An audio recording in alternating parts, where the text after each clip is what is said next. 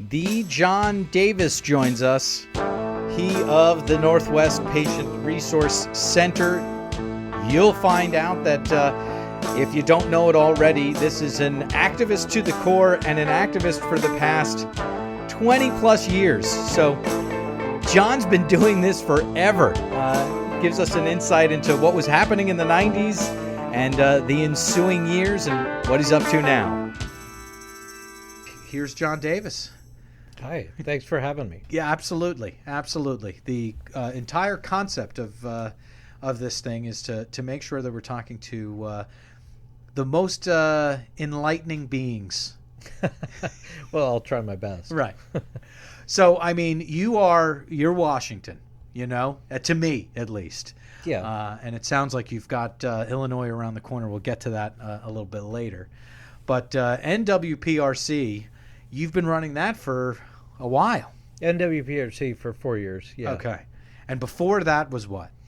I had a couple of projects, but Compassion in Action, which was really back in the day, it was Washington's really only storefront dispensary. Very interesting history with that. I ended up managing it. Right. And learned a lot from the experience. And we will get into that, but we want to go all the way back. Because, I mean, do you consider yourself an activist? Yeah. Okay. And were you an only child, or did you have brothers and sisters, or do you have brothers and sisters? One brother, one sister. All right. Both. And then where do they lay? Where are you the oldest? I'm the middle child. You are the middle child. Yeah. And so that's why you're making all of this havoc. Maybe. Yeah, I blame my family. Right. But did you grow up in Washington? I'm a Navy brat, so I was actually born in Virginia, moved to Connecticut, and then Hawaii, but then moved to Washington when I was like 10. Okay. All right. So for a while, your formative years were spent in Washington. Andy Joseph, who I just told you we talked to, he was in the Navy, as a matter of fact. Oh. So there you have it. Yeah. So that was your father or mother in the Navy? My father was in the Navy. Okay. And what was his, rank and file? He was Master Chief Petty Officer of the Command of Swiftback. He was the highest ranking enlisted guy there was. Please thank him for his service. Well, he's departed, but thank you very much. All right, fair enough. I will match you with my mother passed away about 10 years ago. So at least we have that in common. Yeah. Right. So, okay, so you've got the Navy brat thing. You're moving around, but you get to Washington when you're at age 10. You certainly don't begin your cannabis activism at that point. No, no, I mean, back then, I think I firmly believed the rhetoric. Yeah, so that's come up a while. And do you mean the, say no to drugs thing and all that? Yeah, that marijuana is terrible and it will turn you into Frankenstein, blah, blah, blah. Right. And then when along the line did that change? Well, I had my first experience with cannabis when I was 13. Okay. Which is young, but, I grew up in the United States. That's how it goes. Right. And what was that? Take us through that experience, because obviously what we're trying to locate is the moment where your brain turned on to say, I must do this. I must be an activist. I must support this. Well, I think from my first experience, I realized that, all this, a lot of the stuff that I'd been told at that time was just false, that, it wasn't that big a deal. It wasn't, that intoxicating, really. It was just, laughing with some friends. Right. And you weren't blacking out, right, on cannabis. When did you start drinking out of interest? About the same time. Right. Okay. And I did black out from that. Exactly. That's exactly right. There's at least a few times that I can't tell you about because I have no idea. Yeah. Right.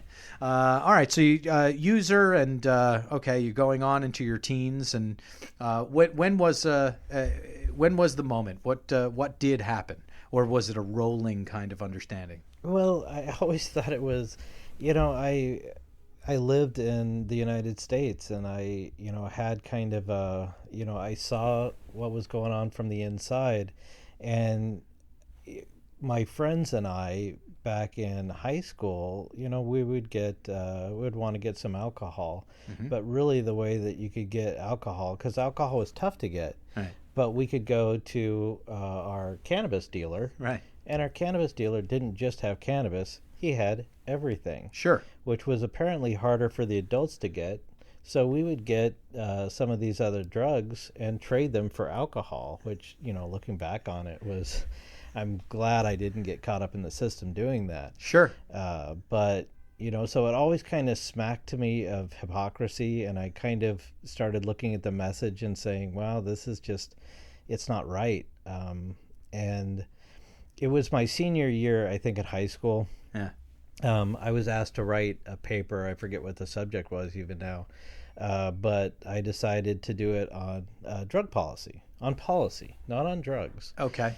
And so I started, it was a research paper, and so I started researching, right. And back then it was before the internet, dating myself. So I started doing research on some of the articles that had come up, and some of the commissions that had been formed, right. and, the history of it. And I wrote what I thought was the best paper that I had written in high school. Yeah, and it was strictly on American drug policy and the history of drug policy. Okay. And I turned it in, and I was very proud of it. It was very well researched, very well footnoted. And my teacher the next day gave it back to me and said, look, you can't write anything that promotes drug use. And I'm like, I'm not promoting drug use. I am simply telling about what our policy is. Like, look at all the fact-based. This is fact-based. Yeah. Like, check my work. None of the Please stuff check my here. work. Yeah, exactly. And no, they said, no, you have to do it on something else. And that kind of floored me, because I was like, what, it's heresy to talk about what is? This is how it came to be. This, and I ended up, I didn't have the contacts in, I didn't know the lawyers then that I know now. Right. Which would have been a different outcome. But, sure. Especially the specific lawyers that you know, right? Oh, yeah. Right. Yeah. I know some lawyers that would love that case. Indeed. But I wrote another paper, and it really irked me, and kind of started, it became a little bit of an obsession with me to continue that research and to study it, and it was hard to find certain articles. I actually had, way back when, kind of a war with the Library of Congress, because I was trying to get a copy of the Schaefer Commission report, what it actually said, because I'd heard it referenced many times. This is when you're still in high school, or no? This is later on. Yeah, after high school. Yeah. I was probably about 19 or so when I started that one. Yeah. And I called up the Library of Congress, want a copy. Yeah, no problem. It's 15 cents a page. And I'm like, great, how many pages? And they said, well, that's odd. The number of pages aren't listed. And I'm like, okay, so how do I get it? And they're like, well, it's 15 cents a page. And I'm like, well, how many pages? And so we went back and forth with that. And finally, I mailed them a check with my request, like they had told me, for $300, and said, do as much as you can. Just give me this many pages. Yeah. Yeah, exactly. And if there's any money left, mail it back. And never actually got that. They never sent it out to me. I don't know. Did they cash the check? I don't know if I checked. Okay. You were a young guy. As a young guy, yeah, exactly. And so it really started to irk me about the hypocrisy and, more and more the lies, the straight up lies that were being told, and realizing, and then of course I went into alcohol prohibition and started studying that, and started seeing the same patterns of what's going on now from alcohol prohibition. Right. And read a bunch of reports from alcohol prohibition.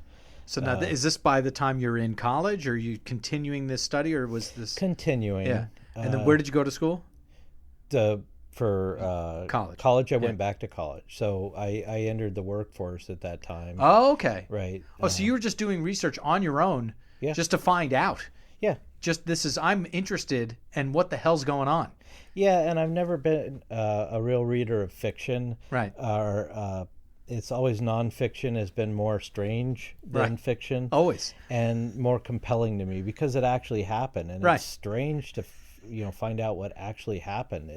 Some of the stuff really goes down oddly.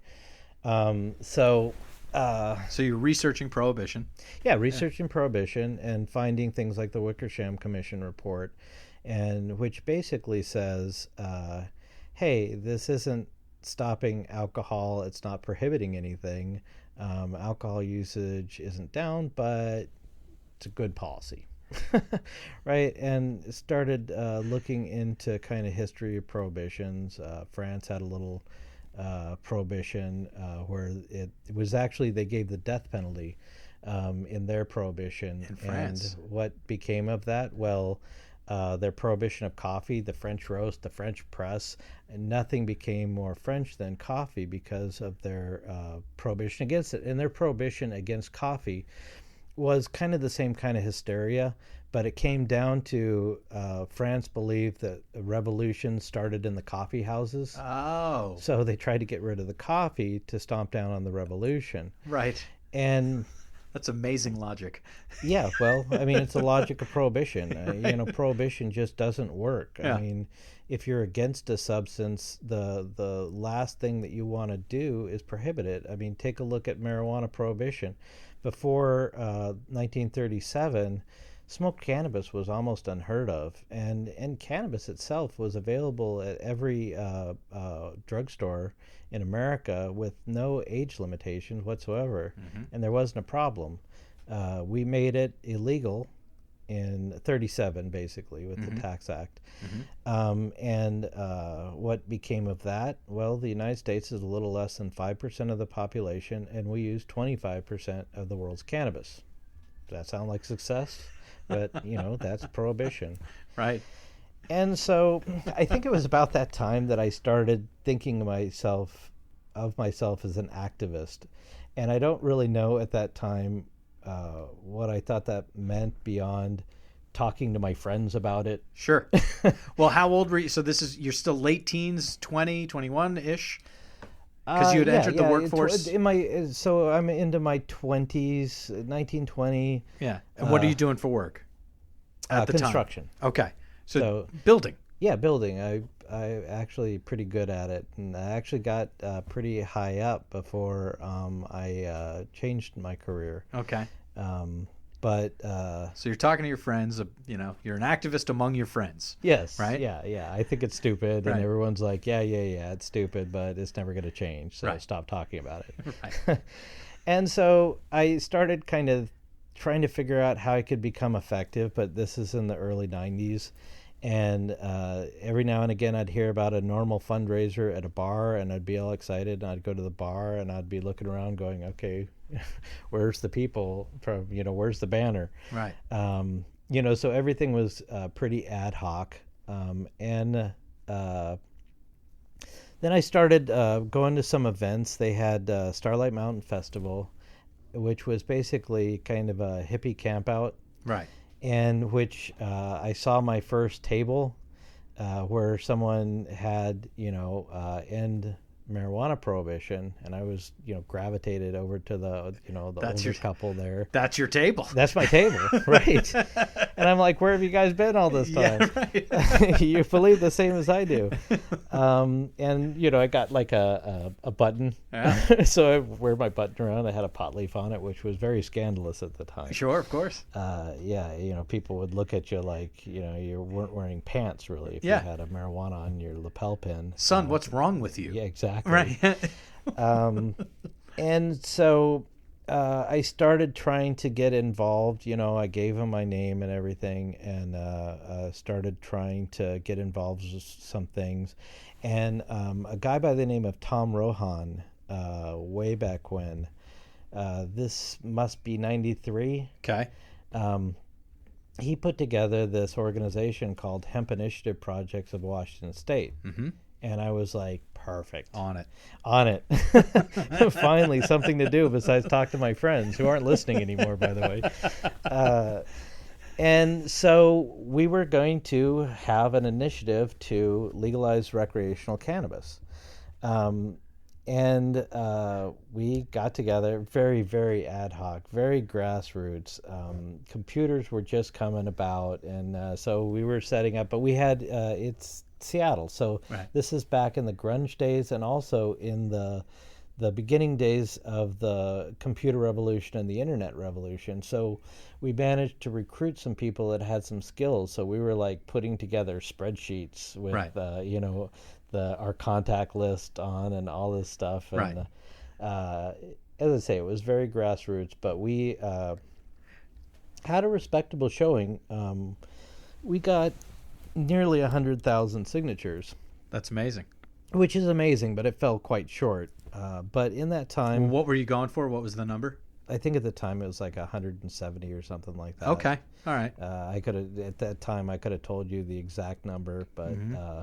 but we went out and we started gathering signatures, and I went out gathering signatures, and like some people would shun you like you're a leper, but then there were others that would come to you and say, "My God, where have you been all this time?" Back in the day, I remember going to a club with my friends that had a band, and Eddie Vedder's in the audience, and you just always see those people around.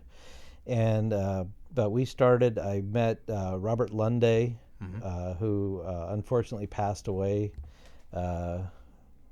probably more than 10 years ago now, but became very good friends with him, and he was a robo-activist. He just was a really good guy, a great activist, and changed a lot in Seattle. And after we failed on the first initiative attempt, we got together and we were going to do it again because we had learned lessons, and we did it again and again fell short. And it was around that time, I think, that we did I-75, Okay. which made it the lowest police priority. But before any of that, in 1994, I'd gone to this, it was the grunge days, I'd gone to this fundraiser for Cannabis Sure. in the OK Hotel in Seattle, and met this guy named Joe Knowles. And he was at the table, and just basically taking money for people coming in. But I was like, "Hey, look, is this a cannabis reform event? I want to get into cannabis reform," and ended up giving him my number. And he called me up and said, "Hey, I'd like you to come down and help. You say that you have building experience," and I'm like, "Yeah." He's like, "Can you help us out with this event called HempFest?" And I'm like, "Yeah, I've heard of it, right? But it's like I'd heard of it after it happened, right? So I never actually got down there." So in 1994, I went down to it was in Gasworks Park in Seattle, and just showed up, and with my tools, and there were some people standing there. There was nothing to build.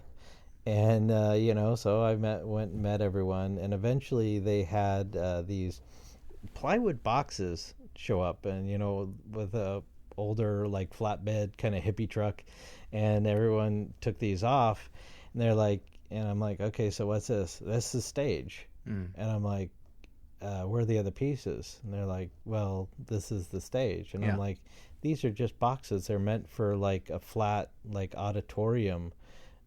This is ground, it has hills and valleys." So I ended up, we put that stage together. And looking back on how we put that stage together, it was a little ad hoc. We got it, I went and got spare pieces from my yard, scraps of 2x4s, this and that, and we put and screwed and taped that thing together. And the structural integrity being somewhat questionable, let's just say that, right? Yeah. And then we had the event, and I remember it, the Coca-Cola had put a truck there so that we could sell the beverages. Okay. And I'm like, wow, Coke has an association with HempFest. Sure, right? They support it, right? Right, yeah, sure, right. But we all thought that was cool. And this thing went down, and it was beautiful. We had about 20,000 people there, and it was just this incredible vibe, and we ended up having 7 Year Bitch play on the stage that we had taped together, and it was getting a little out of control. I mean, it was the grunge days. I mean, there was stage diving. People were getting as 7-year bitches jamming on stage. There's people getting on stage, jumping off, crowd surfing, the whole thing. It was kind of beautiful, but in the back of my mind, I was like, wow, that deck isn't really intended for that kind of load. I did security. I sold beverages. I did everything that I could. I worked the entire event, and it was just amazing, right? And it was like, wow, 20,000 people here. They all agree, right? I didn't feel so alone anymore. Right. So you went from a table to 20,000 people, basically. Yeah. Right. Right. And so I was hooked. Right. On that event, and I became a volunteer on that. Eventually I was asked to join what was called the steering committee at that time, but HempFest, the organization, was Seattle Events, at that time Seattle Events, and it was a 501c3, but the 501c3 didn't really fit because no one was really giving donations that they needed to write off. Plus, we had a political message. So I was involved in retooling that and creating the 501c4 that Seattle Events, a nonprofit corporation that still produces Seattle HempFest. And, of course, I was appointed and then, elected every year since. I was the organization's first chair. Right. And I've been vice president the entire time. Right. And so my job at HempFest really, Vivian McPeak, of course, is the, and shout out to Viv, my brother. I mean, he's a great guy. Right. Amazing activist. But he does the emceeing. So it kind of went down to me because of that to run everything else. Right. To take care of the trouble. And that really was one of the things. I had done permitting, for my building, and they came to me and said, "Hey, you know how to get a permit?" And I'm like, "Sure, building permit." They're like, "Well, we need a building permit for HempFest. Can you help us out?" Sure. So I ended up going down to DPD and saying, "Hey, look, I'm producing this cannabis festival. What do I need to do?" Right. And of course, every time you go in, the first time you go in, people are like, "You're doing what?" Yeah. Right. And so, and again, this is still the mid '90s. We're not talking about like last week. Yeah, 90. Right. I think 6. Yeah. Because 94 was too big for its britches in where it was, and it screwed up parking for miles. They moved us to Myrtle Edwards in 95, and I think 96 was the first time that I pulled the permits. And it was really because the year before, Gary Cook, another founder of HempFest, had basically done his construction drawings literally on a napkin. Right. Right, here you go. This is what we're doing. Yeah, make this, please. Yeah, and somehow they got a permit based on that. But now they were kind of hip to us. And I think really, in judging the police response and the city's response, I think that initially they were like, just let them have their party. They're stoners. Yeah. They're not going to be able to keep it together. Right, exactly. Just let it fizzle out. But we didn't. And I went in and was faced with a whole new set of hurdles.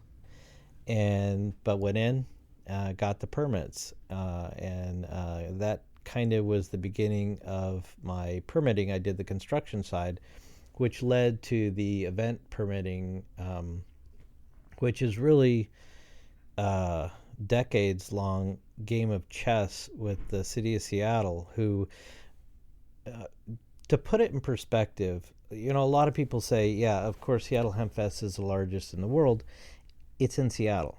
And I'm like, you weren't there back in the day. In 1997, we had 70 arrests at HempFest. And if you know about how much work it is to actually book and arrest and all that stuff, 70 is a lot of work. So they were arresting people pretty much as fast as they possibly could. Right. But coincidentally, that year there was a stabbing during that in Pioneer Square, but all the cops were down arresting hippies. You got to be kidding me. Right. So that was a little spark of controversy. Yeah. And I think that the city kind of took a look at their priorities a little bit more. Yeah. It's like reverse Altamont. Right. Yeah.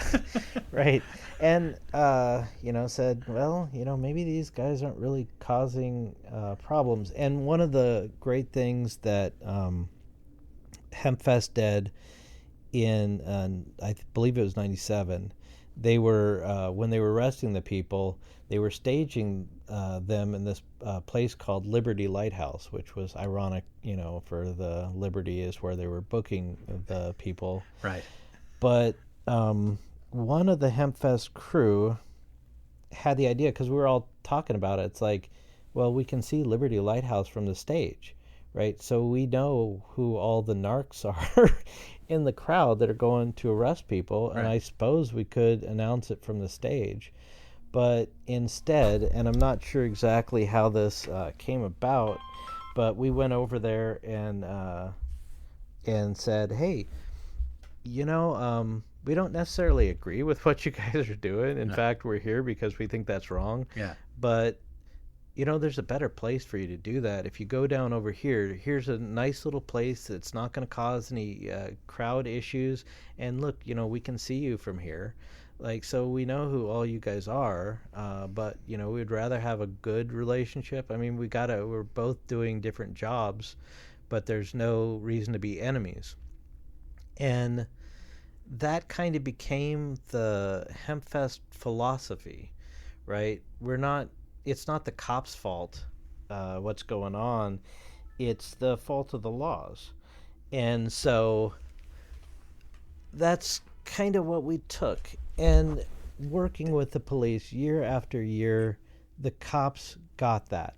So you, as the event organizer and literally on the ground event organizing, you helped the cops that were arresting your participants because you understood that they were simply doing what they needed to do based on the law that was written. Yeah, well, based on the orders that they had given, they didn't just on their own say, I'm going to go down to the park and bust people, know.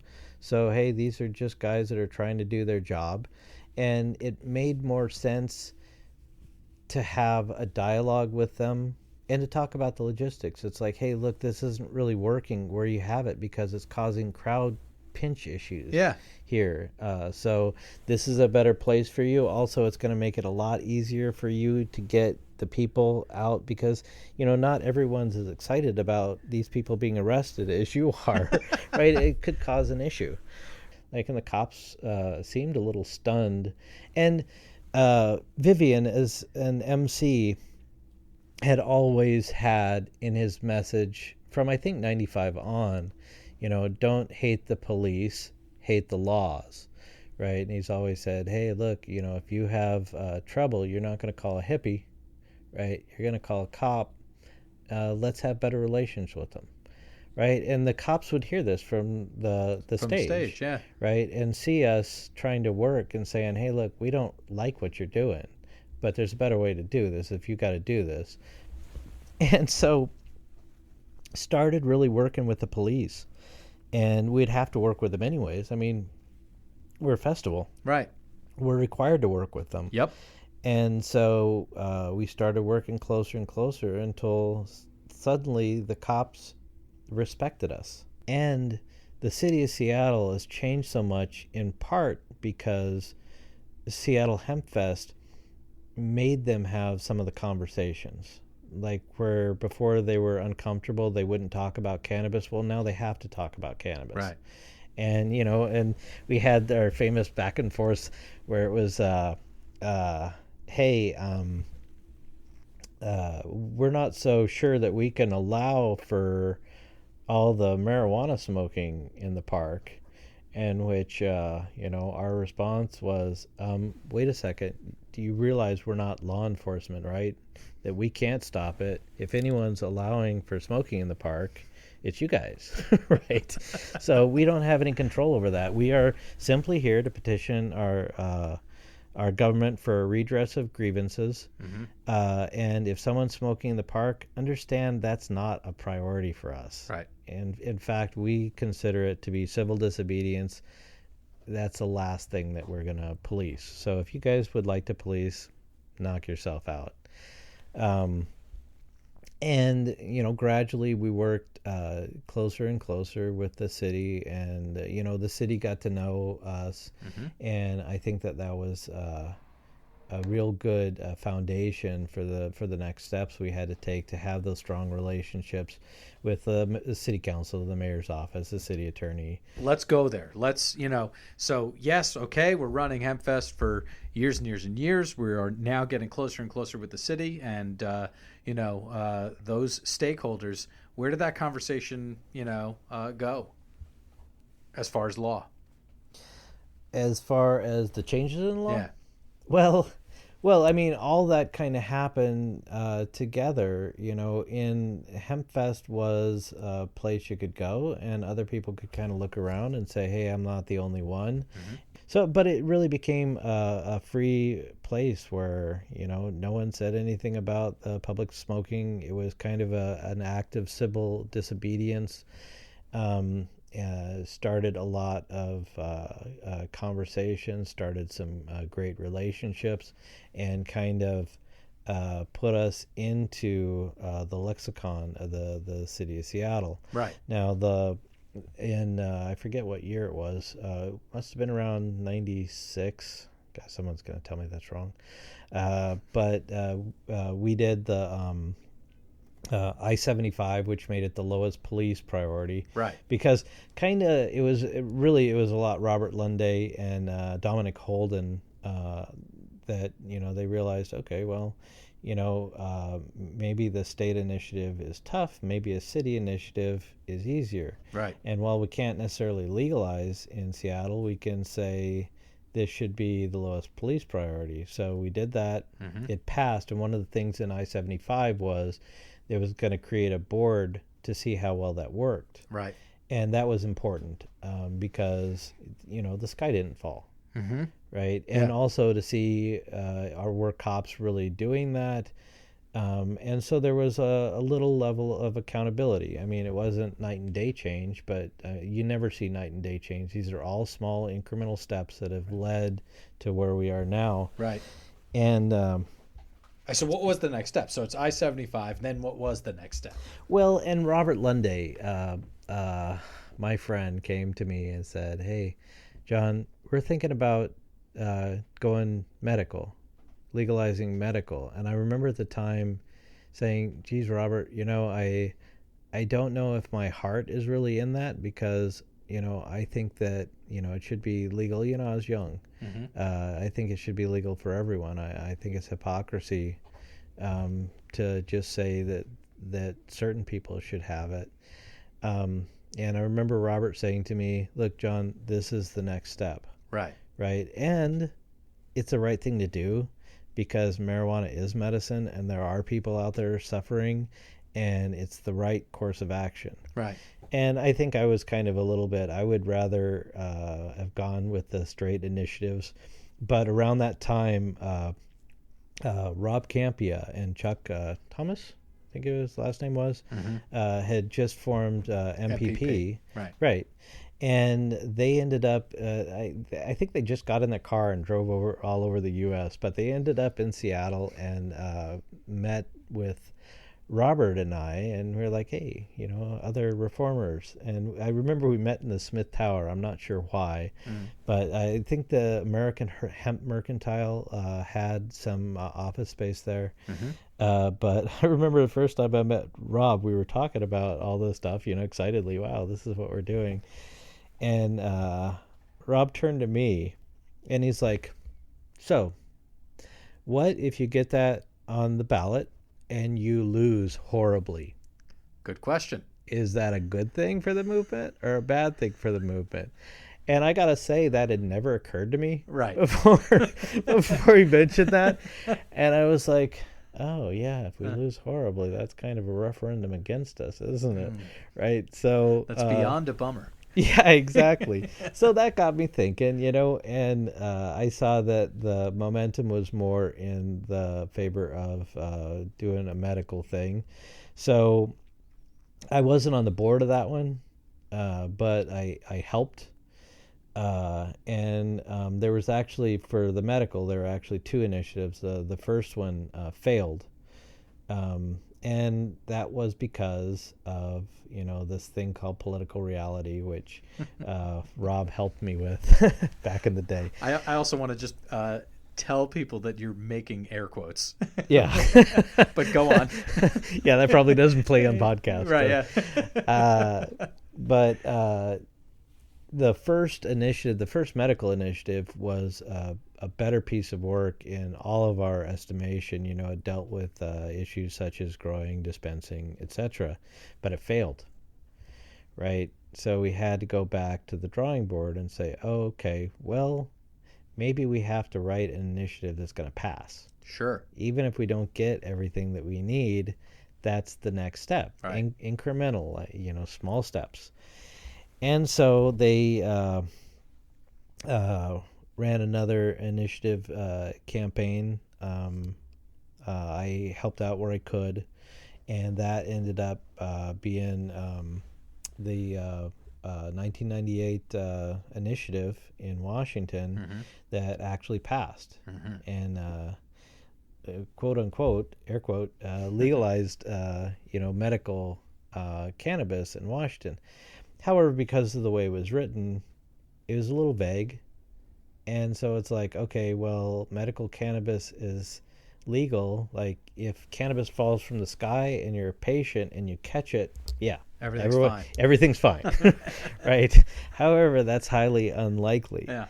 Right? So we'd worked on kind of HempFest became my vehicle for education, because I think Rob's statement about, hey, are you really ready for this?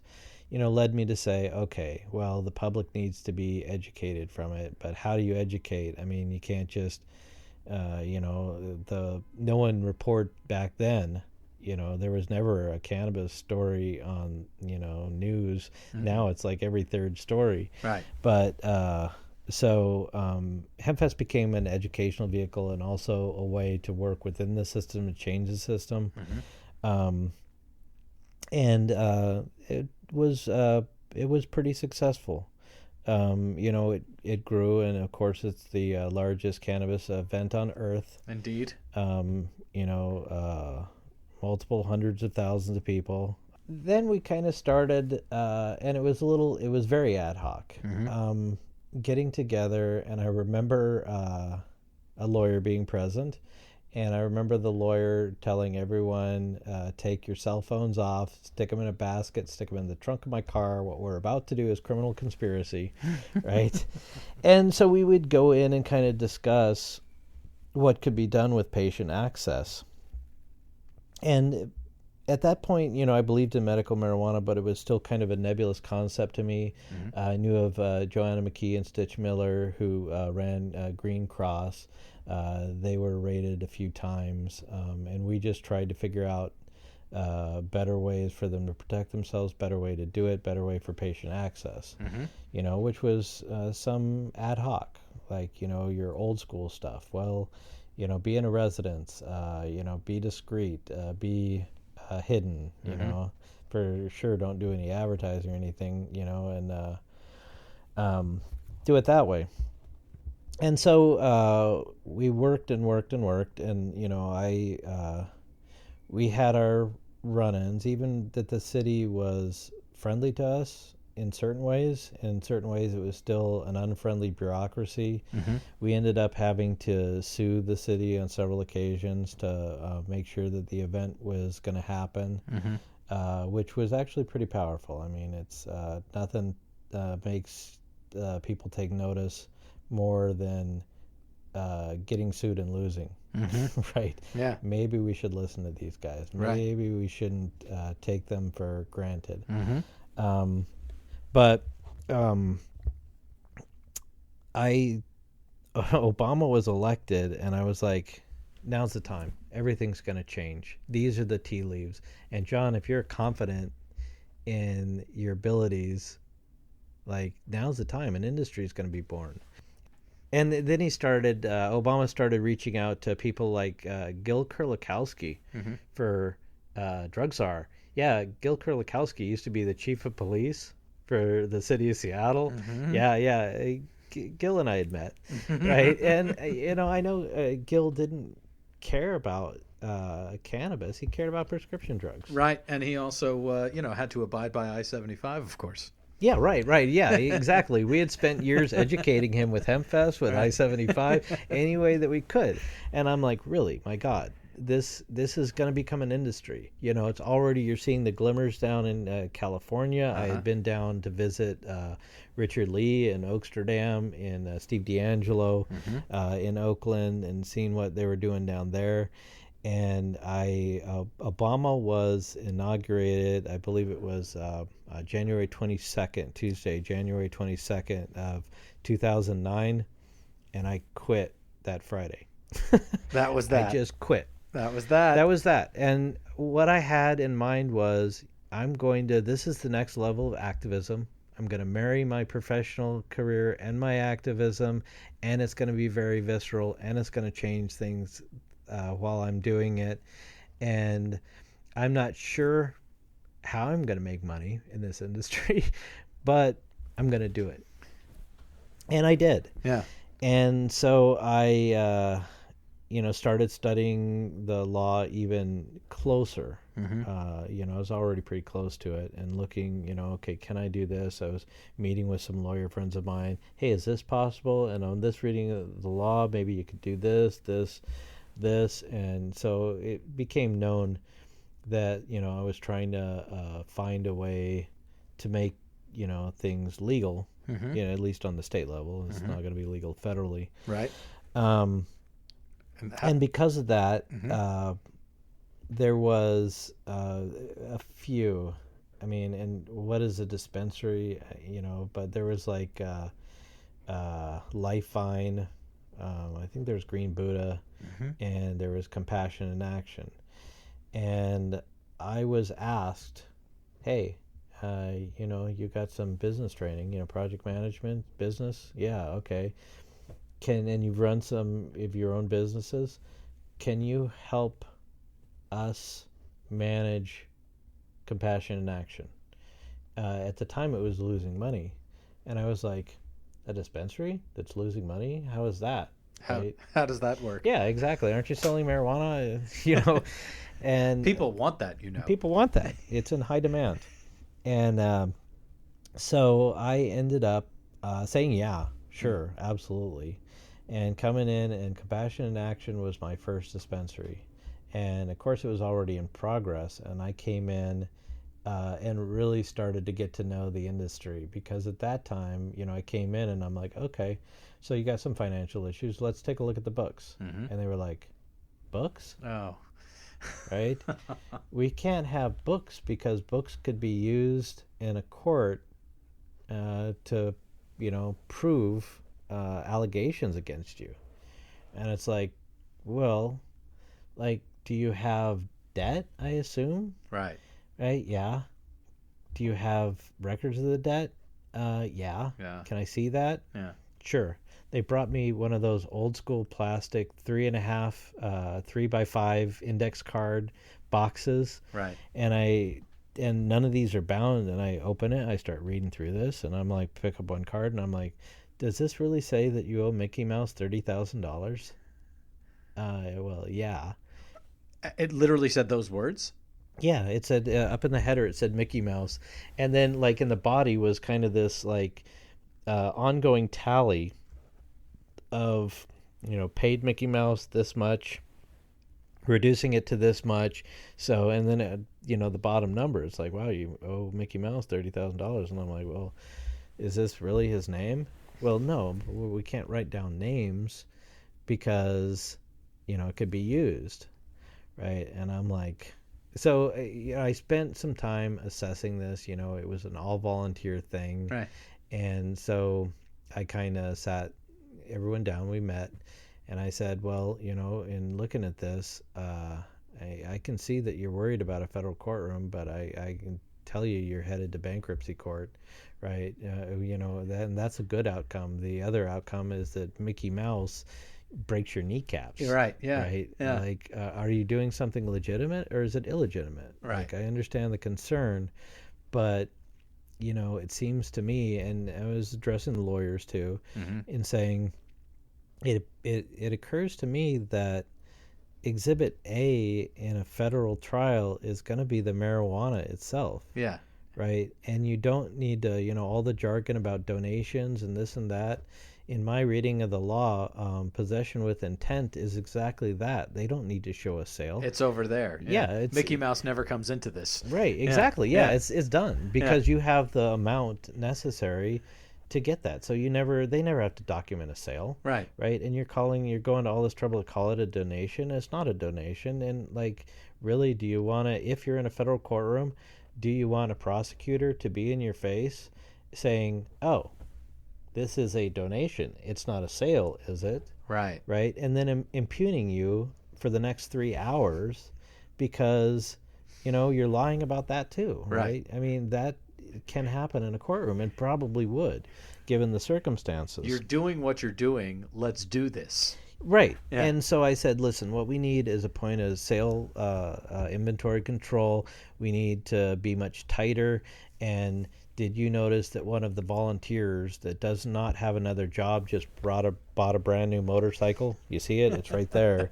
Right. How do you think? That's proof in another direction. Right. Exactly. And I'm like, what my assessment is, it's death of 1,000 cuts. Any place that cannabis can be stolen, it's stolen. That's putting you at a greater risk because that's diversion, right? And where's that going to? You don't know.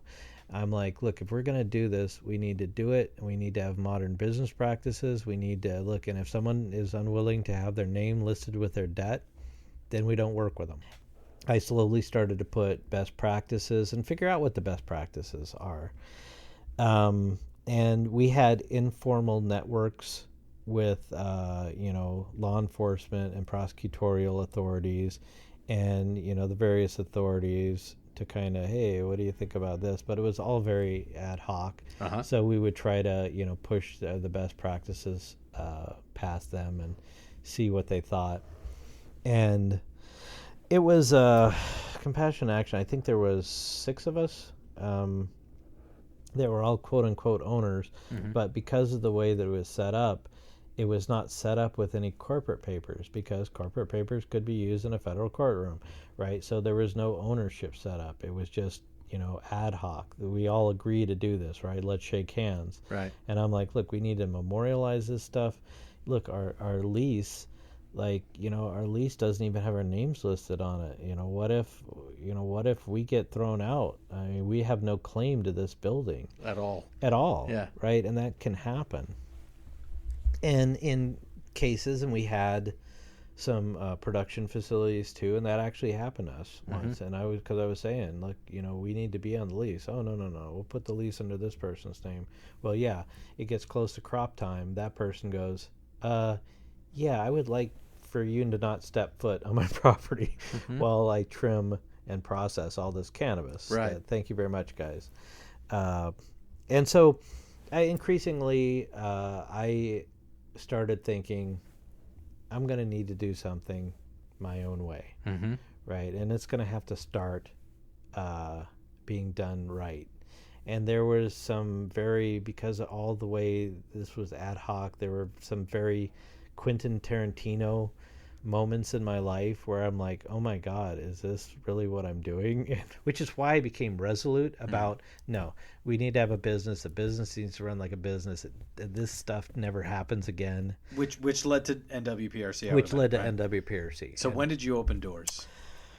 When did I open doors? God, it was June 23rd of 2011 when I opened doors. Right. Right around in that time. Okay. And it was my passion. And I am a builder. I built that thing. The security is outrageous. I really did I was a design builder. I designed and built it.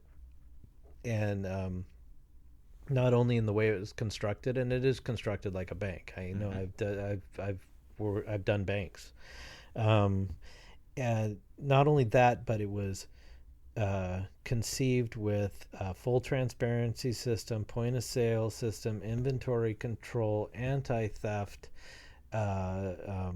considerations, and it was just my way of saying this is the way to do it. Bottom line, it's all illegal. It's the policy that allows for your existence. And I was like, no, I'm going to show you guys that policy trumps law, right? So I tried to do everything. Like I put it out. It's in kind of a suburban community, a strip mall. And that at the time was thought to be insane. You had to be in one of the industrial areas of the city. You had to be out of sight. No one could see. I had big signage, right? In fact, what was your thought there? What was the why? Why so bold? Why so big with the signage? Honestly, I think to prove it could be done, to prove I was right. Yeah, maybe there you go. A little bit. Yeah. Well, it worked. It worked. Because I remember before I opened, like I had several of the prominent lawyers in the cannabis space call me up and say, tell me you're not doing this. You're charging taxes. What, you've got inventory control system, you've got signage, right? You're crazy. Don't do it, right? And I said, well, I'll take it under advisement, and I opened anyways, and it was it's been and in that space of time, in around right when I opened, I started working with, because in Compassion in Action, they didn't necessarily want me to do the political interfacing. But after I was free of that, then I could go back to my political interfacing on it. And I started working with the city of Seattle on their ordinance, working with the city attorney's office, and basically inviting them all down. When I opened Northwest, under Compassion in Action, I got the first permit for a grow in Seattle for a marijuana grow. Right. And that was an interesting process. I learned a lot from doing that. How did you get it? How did you do that? By basically going down and saying, it comes down to change in use. And change in use was tough, because change in use to what? And we had this building, and we were building it out to be a big grow. And so I went down and I put in my plans, and they looked at me like, what? And so finally I got an interview with this about it. And the guy was like, so you're going to need a change in use. And I'm a builder, right? And also I knew the laws and the policy. And I said, listen, I don't believe that a change in use is needed. And he looked at me and he's like, what? And I'm like, well, this has an ongoing history of office usage. And he looks at me and he's like, yeah. And I'm like, well, this isn't a cannabis growing facility. This is a research facility in which we're studying the growth of cannabis. And at the end of the day, that's great, because we also need the cannabis. And he's like, I don't know if that's going to fly, Mr. Davis. Right? And then I said, but listen, there is no use for me to change it to, right? And this is what you want, right, city? This is what you've been saying, that if you had these, you wanted them permitting. So here I am trying to get a permit. And I mean, you might have to, if you really want this to happen, you might have to get artful with me. So let's just say no change in use needed, right? And then I'll do everything. We'll learn this together, Seattle. Because you, again, based on what you said earlier, you knew that they couldn't lose a fight. That's not they did not want to face losing that fight. Well, I think that they were kind of struck with their own hypocrisy if they're saying, look, these things shouldn't be in residential areas. It's inappropriate. There's children there. They should be in commercial zones. Oh, really? Well, then let us be in commercial zones, there right? You go. You're saying you want us here. And so they went along with it, much to my surprise. Oh, you were honestly. Surprised. I was very surprised that I managed to do that. I worked with Paul Schmidt, who was a grower, a good one. And we went and we pulled that permit, got all the inspections, and it was not easy. And then we got our inspection by the fire. Our fire inspection was ridiculous because it's like the second story of this kind of large. It was above our dispensary, is what it was. It was Right. the second floor, Right. and the entire thing was a big grow, a pretty state of the art one at that time. And for our fire inspection, we had 6 uniformed fire officials show up, and immediately they wanted to see the electrical panel. Well, the electrical panel was actually behind the grow, and so they came in, and we were looking around. Oh, I like this, and they kind of looked down the hallway, and I mean, we were a week before harvest because you have to grow in there, and the fire guys looked down and they're like, I didn't think that you were supposed to be growing yet. Yeah. And we kind of all just looked at each other. Not a word was said. Finally, it was like, okay, come on. Right. And so, can we see your panel? Yeah. And it's like, yeah, it's in the far wall. Yeah. And literally, there is an ocean of cannabis, right, that is full expression. Sure. A week before harvest. As good as it can get. And 6 uniformed fire officials basically wading their way through. And they must have smelled to high heaven when they got out of that place. Oh but they my waded all God. the way through the cannabis. We're trying as best we can to, push the plants apart, but they were big plants Oh my to God. keep our plant count number down. Yeah. And they went and inspected the panel and came back out. And it was funny. Each and every one of those officials pulled either me or Paul aside and said, hey, this is really cool what you're doing. I really like what you're doing here, right? Right. But like 6 of them together, they were all, All business. All business. Right. Right. So in my second one, I actually, when I opened Northwest, Yeah. I have a grow on site in Northwest, and I got my permits. I got it all inspected. I'd learned quite a bit. In fact, my electrical inspector came in and he's like, "Oh, hey, hi, John." He was the guy that from my last grow. He's like, "Oh, of course, it's you." And so I ended up, inviting a lot. Hey, they're touring through anyways, so I invited people. Hey, come down and look at it. And I also invited members of my community. My dispensary is very, very secure, and there's a full partition with 1.25-inch ballistic acrylic separation with bank standard merchant windows. And so I left another thing that the lawyers told me I was crazy. My lobby is open. Anyone can come in, look around, see what it looks like. And I invited the stakeholders because there was, some articles about, hey, dispensary is coming to, West Seattle here. And so there was some controversy, and I invited people, come check it out. Yeah. And I invited the police and, everyone to come check it out. I'll give you a tour.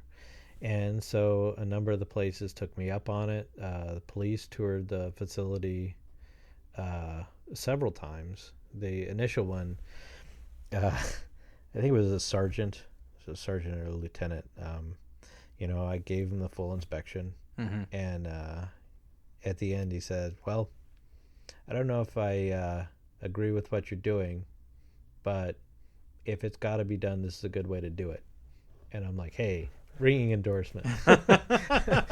Right. I'll take it. Right, exactly. But that was, 4 years ago, more than 4 years ago. So, in terms of regulations, when did those come to you, and when did you realize what you were dealing with in terms of opening doors? Oh, we started immediately working with the Liquor Control Board, now the Liquor and Cannabis Board. Indeed. And I think I started realizing in working with them that the rules to begin with and the cannabis industry to begin with were not going to be a really smooth start. Yeah. And so, and more, the more I work with them, the more I'm like, wow, this is going to be a naked lottery. Mm-hmm. It's going to have a bunch of people that have no business trying to get into this industry, which is very, very complex. Right. Trying to rush in, gold rush mentality, and also these grow facilities are going to need a building permit.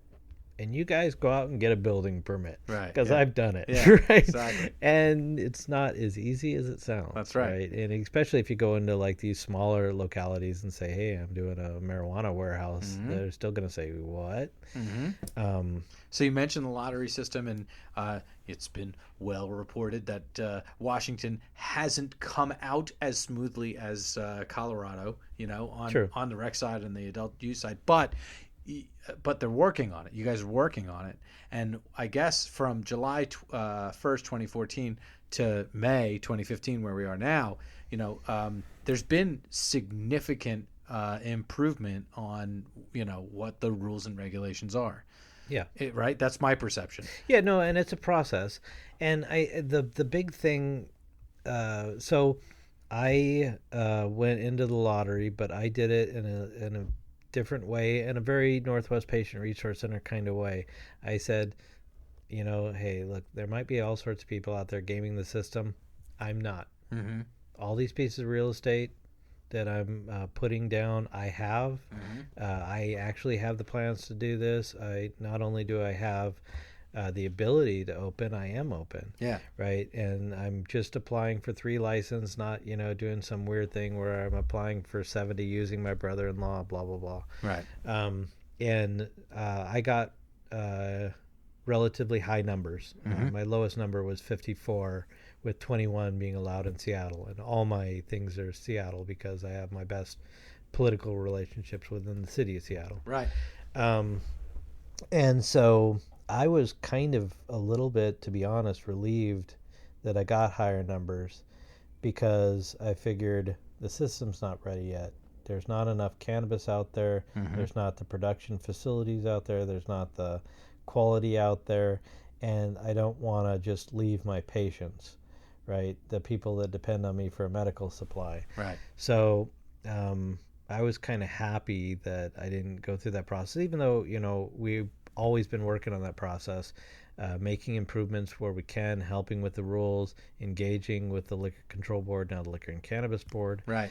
And, of course, trying to change things legislatively, which we got a fairly significant victory when you think about the small steps theory in the passage of 5052, which allows for the medical facilities to go on being medical, with a license from the Liquor and Cannabis Board. Right. So I think that in the future I'll be able to get licenses, still be able to serve my consumers. I think the supply is a lot better now than it was. Based on what has helped? Well, based on some people that have struggled, that have finally got open, based on the having one outdoor crop and having another one coming up, people getting more educated and learning how to do it. So I think the supply is a lot better than it was. We have till July 1st of 2016 to get, to make that transition. And I think that, and of course right now we're doing the rules, because when you pass a law, the next step is to, for the agency that's been directed to create rules around the law, to help them create those rules.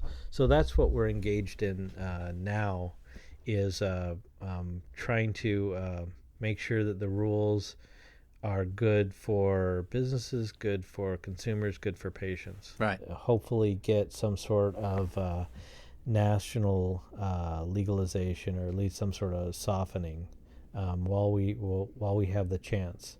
But I mean, really, to do that, we can't be conflicted, working against each other. Yeah. We all got to be pushing together. And it feels like everybody's on the same page. Again, I've only been with you guys. I still say for only a couple of years, but it does feel like everybody's on the same page. Do you feel that as well? No. No, I think there's a great group of people. Like here we are in Chicago, Yeah. and there's a great group of people here. But like in individual states, I think you see a lot of infighting, and you saw that like in California's Prop 19. Sure. And you see that a lot, like in the state legislature, in state races. And I think that there are some people that they come from the old school. And, say you're a guy and you've been growing in your garage for 15 years, and that's how you pay the bills, and that's how and your black market. But then legalization comes along, and geez, where do I fit in? Yeah. And I think that those are a lot of the voices out there that start yelling and screaming, about, somehow legalization is making cannabis less legal. But I mean, it's to be understandable. I mean, it's I'm sure a change in the way of life. And when you think about it, it was those garage growers that helped us get to where we are today. That's it. Yeah. They kind of kept up the fight in the days, and they put their liberty at risk.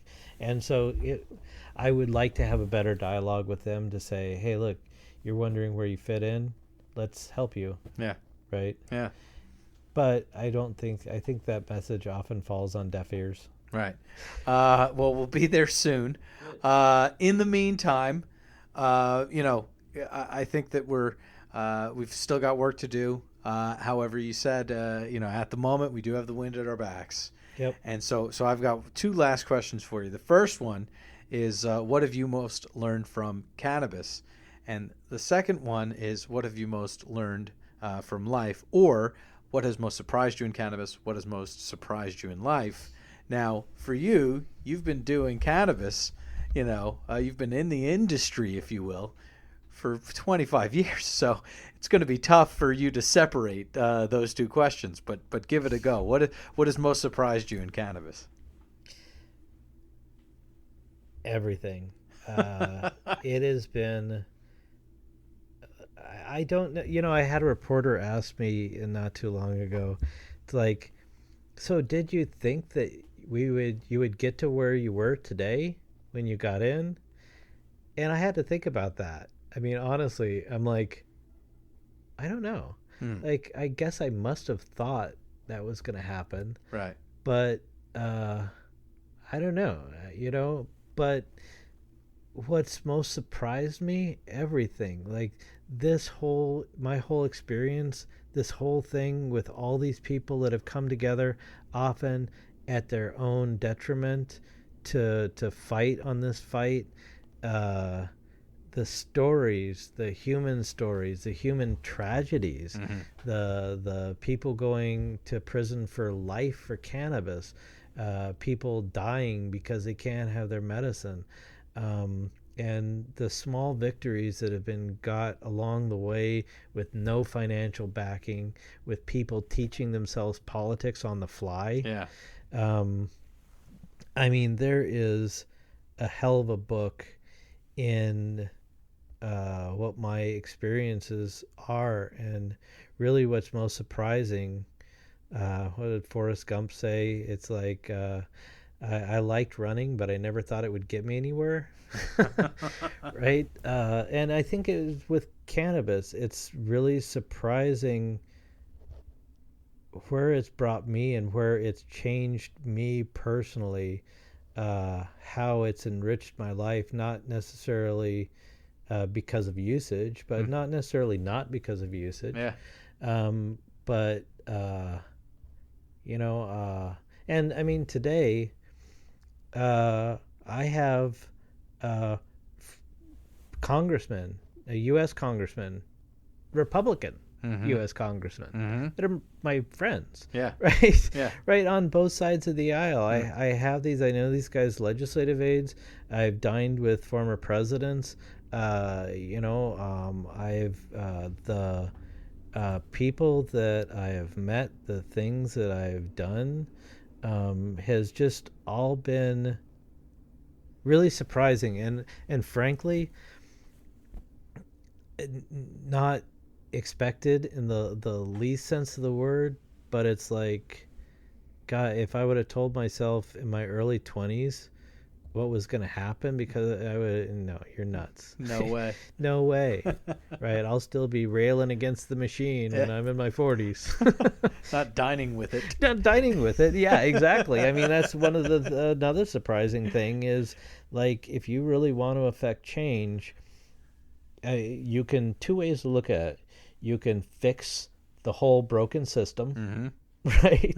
And good luck with that. Yeah, sure. Or you can understand the system, understand how it's constructed, understand how it works and why it works, and you can use the system to change the system. Yeah. But, I mean, you can't say I want to change everything. You're not going to change everything. Right. And if you want to actually change something, you got to learn to work within a broken system. Right. That's it. Started with that with HempFest 25 years ago with the police. What about surprised you most in life? Is there a different answer? Could there be a different answer? You know, honestly, cannabis, for whatever reason, just became such a part of my life, and cannabis activism. It's maybe with me a system or a symptom of everything that's wrong with our society, like of big government, of jailing, of police intrusion, of intrusion on our rights, on misplaced priorities, on treating people like inventory, of racism. There's so many components to this. And I've just kind of focused. I mean, that's really what I've done. So thanks for giving us time, John. It's been great to talk to you. Anytime. It's been a pleasure to talk with you now and a few other times. That's it. But now being recorded. Indeed. So let's go get a drink. Let's go get a drink. All right. So there you have it. The John Davis. You know, everything from HempFest to the early days of understanding what the market was in Washington, and all of the crazy things that have happened and quite frankly are happening, you know, building the plane as you fly it. But John's doing a great job, and we really appreciate his time.